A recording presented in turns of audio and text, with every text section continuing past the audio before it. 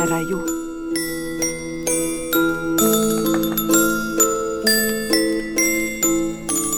Deco, da vam ispričam priču o deci i o priči. Slušajte. Deco, večera pa na spavanje, kaže tata. Ali da nam pričaš. Pričat ću vam. Večerala deca, pošla na spavanje, ali ne može se doći do krevetića. Svuda po sobi igračke. Šta ćemo sad? Pitaju deca. Kutije su prazne, a soba puna igračaka, kaže tata. Prazne su kao da su gladne. Misliš da bi kutije večerale? Pitaju deca tatu. Pa mislim, kaže tata. Da im damo da večeraju, pa da stignemo do krevetića, pitaju deca.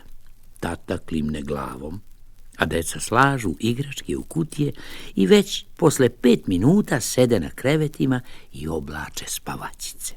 Stigli ste do krevetića, kaže tata zadovoljno. I do priče, kažu deca, i gnezde se na jastucima.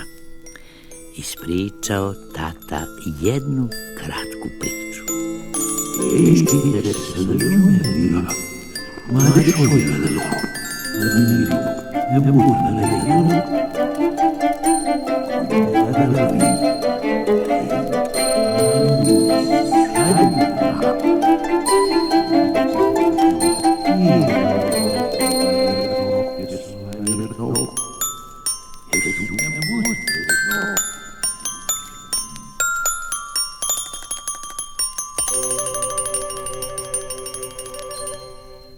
Spavanje je već bilo tu, ali priča još nije bila gotova.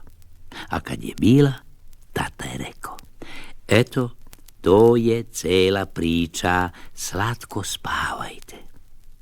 Ali nije se čulo ni hoćemo, ni nećemo. O, spavanje je znači počelo.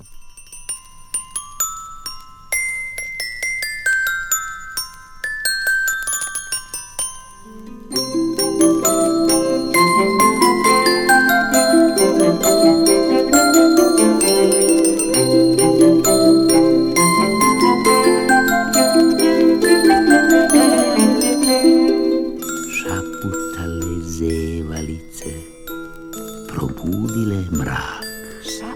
Sakrili se lepi snovi u probušen džak. Sakrili se lepi snovi u probušen džak.